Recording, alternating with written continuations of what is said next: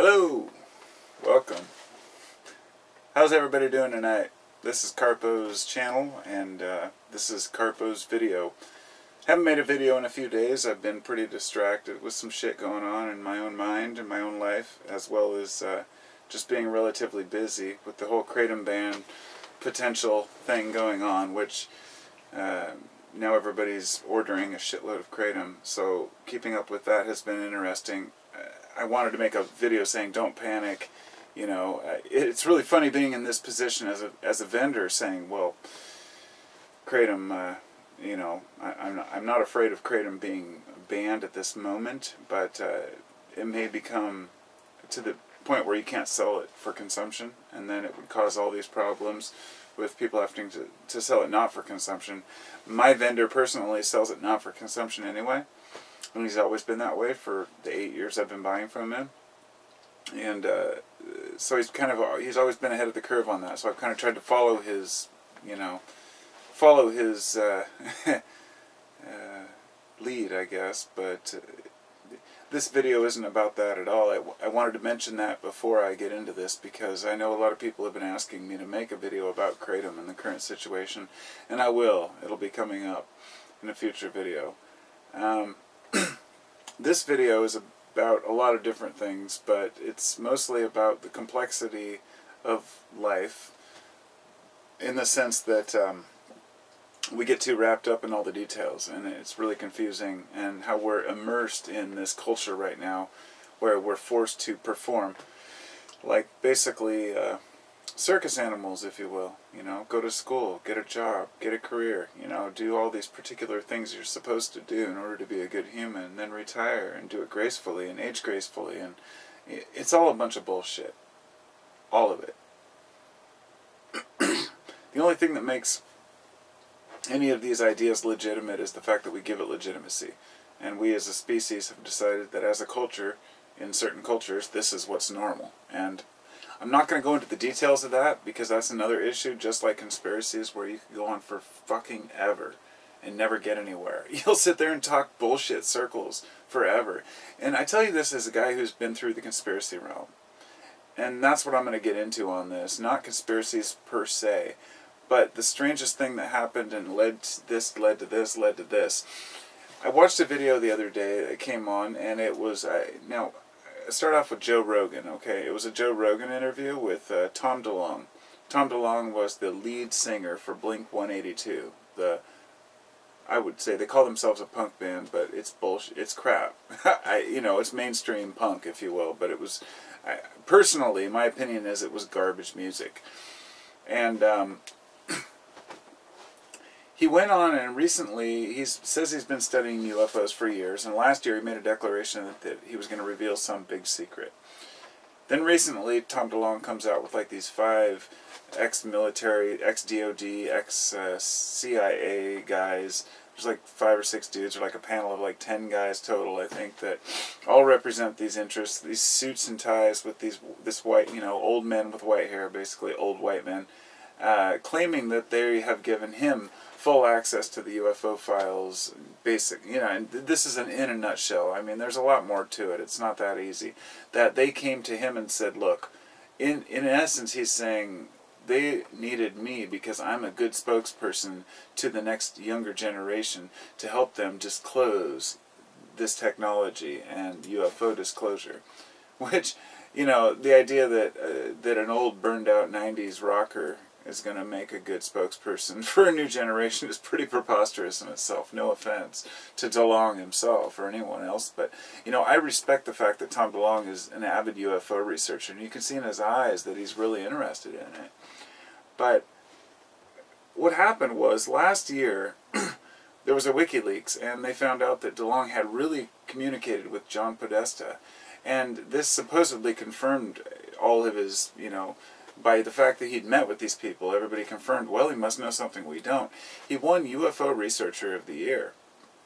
And I thought, well, the thing is about this, it's like this, oh, great, you're famous and you do UFO research, cool, here, give you this reward. here's the thing. Tom DeLonge's never published any UFO research himself. He put out a book a couple of years ago or last year that was called like Secret Machines, and it was supposedly based on real information he'd received about this high technology from UFOs that had been used by the government to build their own machines. So all these announcements he claimed he was going to make, he started this company called STARS, or To the Stars.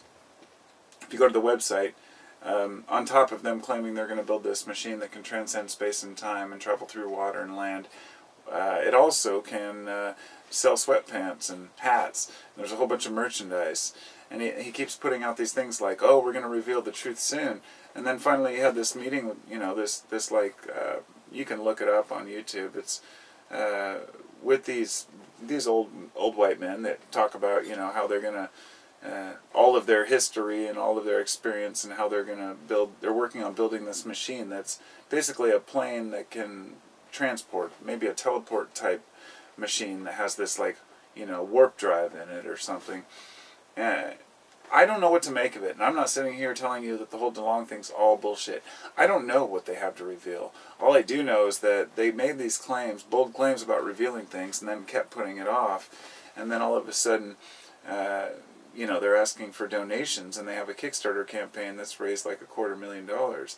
Now, DeLonge's worth like $60 million, from what I read. So, the idea that he really needs to raise a Kickstarter to start some thing that's going to help humanity and change mankind, I find it to be complete bullshit, and I don't understand exactly what's going on. But I'm under the impression that, kind of like the Bob Lazar story in the old days, this guy's being fed bullshit. And being used as kind of an experiment to delude a different group of people. I really don't know the intentions behind it, but it's a fascinating story. I would urge you to look into it and watch the interview if you haven't seen it. The whole thing is, watching the whole painful 2 or 3 hour interview with DeLonge, he just avoided questions and did what most of the UFO researchers say, which is, well, I can't tell you about that, and I can't talk about that, and oh, those are, you know, secret things, those are going to come out.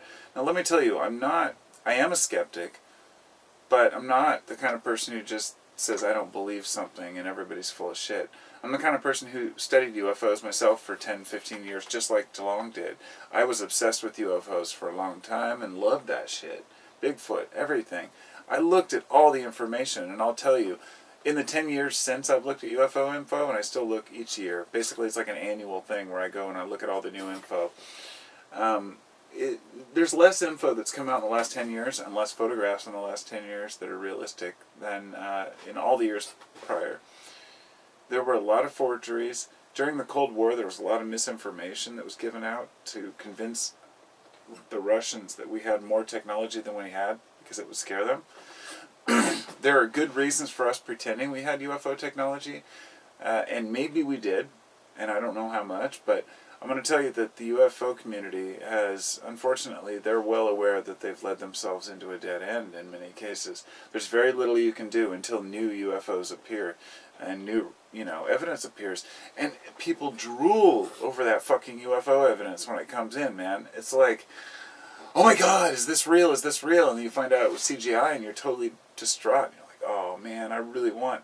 And I'm just like, and this is why I love Joe Rogan now, because I know people have said in the past, I've had several people say, oh, it'd be great to see you on Joe Rogan. And I'm like, I don't know, I wouldn't want to do Joe Rogan's show. I don't really know that guy. You know, he did Fear Factor. He's kind of a douche. I don't feel that way anymore. Joe Rogan's fucking awesome. I love that guy. After watching several hours of his interviews, I see that he's been in the same things as I have. He's looked at the conspiracies, he looked into aliens, UFOs, Illuminati, and all this, and then he backed off and realized, wait, it's not all that big. People aren't that smart. There are conspiracies, there are false flags, there are probably UFO sightings, but a majority of it is overstated or hype. And it's disappointing to find out that's true. I hate to say it, but the UFO community would do well to heed by that warning of, you know, be honest and non-biased, really, because the information, a lot of the shit put out there is propaganda and misinformation, and distinguishing between it and reality is nearly impossible.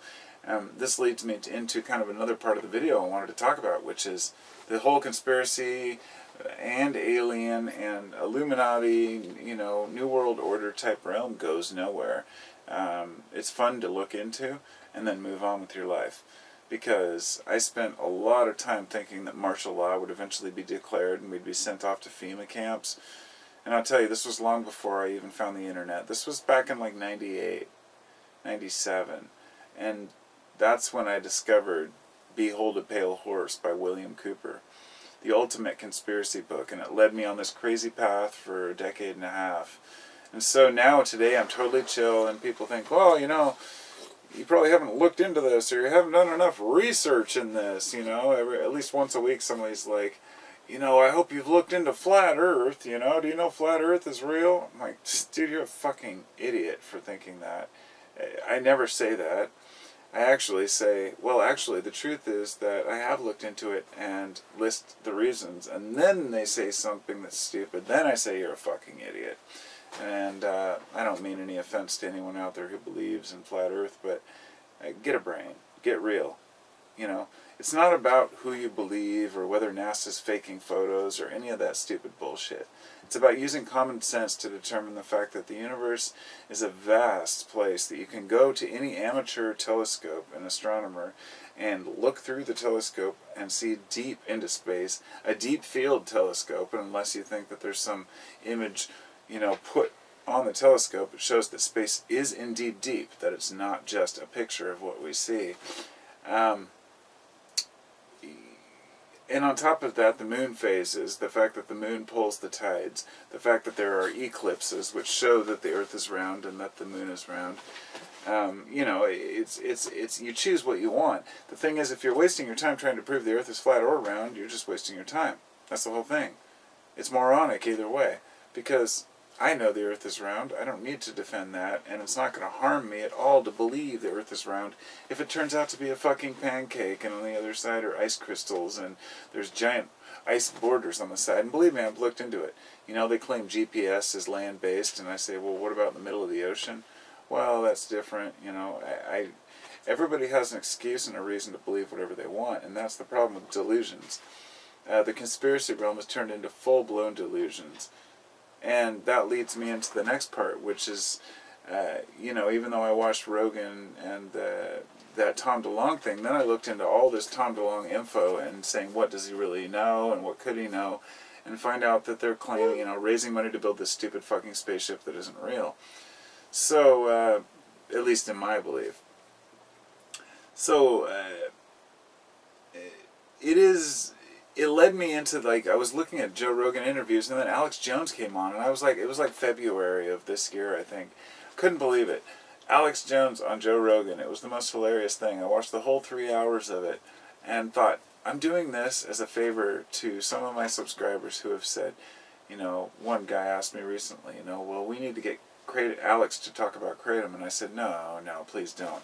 The guy's an idiot, and he's not respected by anyone who matters, so there's no point in getting him to talk about it. And I said, but my first comment was, fuck Alex Jones, and he said, dude, that's messed up, you don't pay attention, you know, the guy has a lot to offer, and it's very, you know, what is the word that people use, you know, closed-minded, you know. And I said, look, so this is why I watched a 3-hour fucking interview with the guy from Joe Rogan. And Joe, that's what won me over with Joe Rogan. I gotta let my dog in the house. Hold on a second.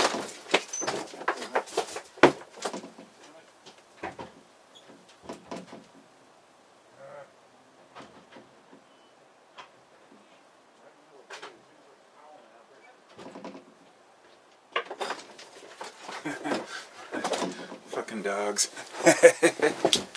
My dog wanted in the house. So, I watched the whole interview with Joe, you know, with Joe Rogan and Alex Jones, and Alex was just like, you know, foaming at the fucking mouth trying to explain himself and justify himself. Whenever Joe would, like, ask, well, how do you know this? He actually got upset with Joe. He's like, you know these things. He's like, you're pretending like you don't know, but you know. He's like, yeah, I know, and I've heard the same information, but I have a different opinion, basically, you know. And Alex was like, just couldn't get it, and he was out of his element because it wasn't his huffing and puffing self interviewing someone else or confronting some douchebag on the street. It was somebody confronting him and saying, how do you know that these people drink baby blood and sacrifice, you know, children to their gods? And if you do, you know, what are you doing? Where do you get your information? And every single time Alex Jones would say, oh, well, you know, these are close sources, you know, I can't talk about that, I can't talk about that, which is hilarious because it's the same thing that happened with this DeLonge interview. Anytime he got into it, it's like, well, I can't talk about that, you know, or, well, that's for later. It's a very arrogant type of, I know and you don't. And this is why I'm making the video, to say, this is bullshit.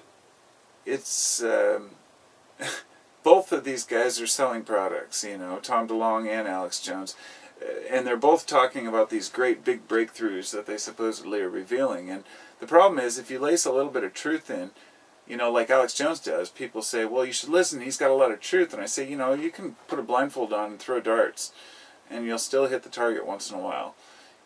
But more than that, you can obviously, you know, put a little bit of truth out there and then throw out a bunch of speculation and bullshit with it. It's common sense.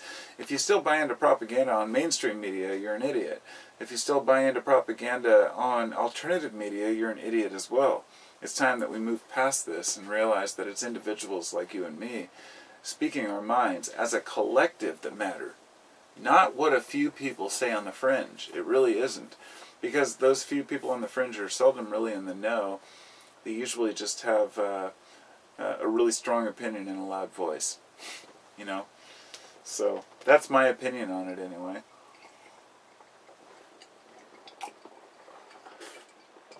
I think people give too much credibility to talk show hosts and to, you know, podcasters and celebrities, as if just because they're famous or they're well known that they know something, and they don't. And that's why I was reluctant to listen to Rogan for a while, because people would be like, you know, you should check him out, he's awesome. And I knew Rogan back from Fear Factor days in the 90s, and I thought, dude, this guy's an idiot. And then now I listen to him and I think, he doesn't know a whole lot of... Okay, let me go back. He knows a lot of stuff about the conspiracies and alternative stuff. But the way he goes about it, it's not like he's one of those professional type journalists who's like, oh, well, this is what I've covered and these are the facts. He's like, what up, dude? You know, what do you got to show me? And that's what I like.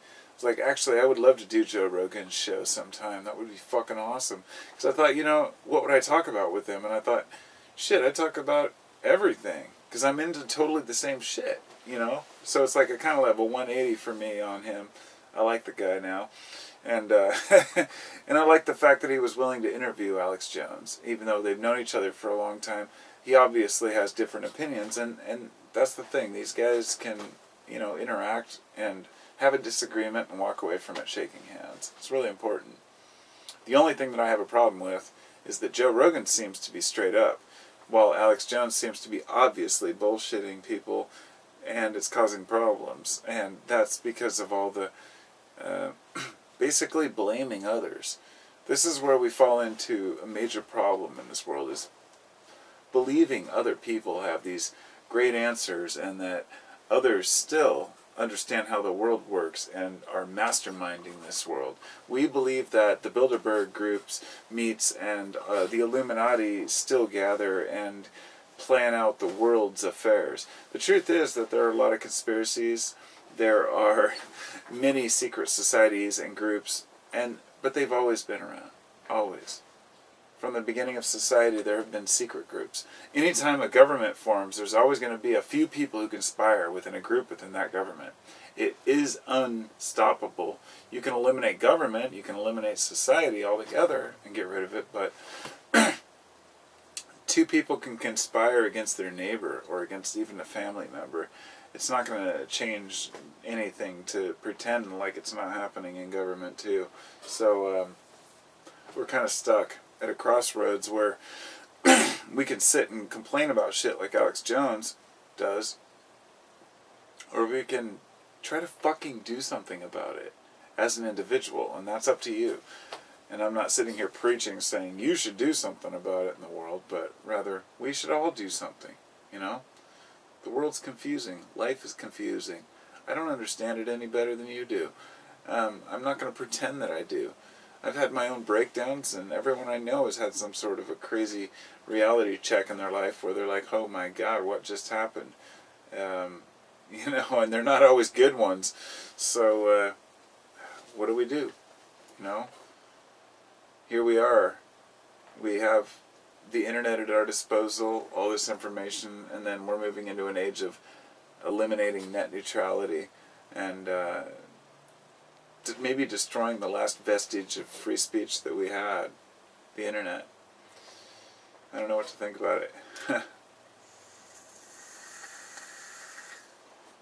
have something written over here. It says, when shit's overwhelming, don't give me that checklist shit.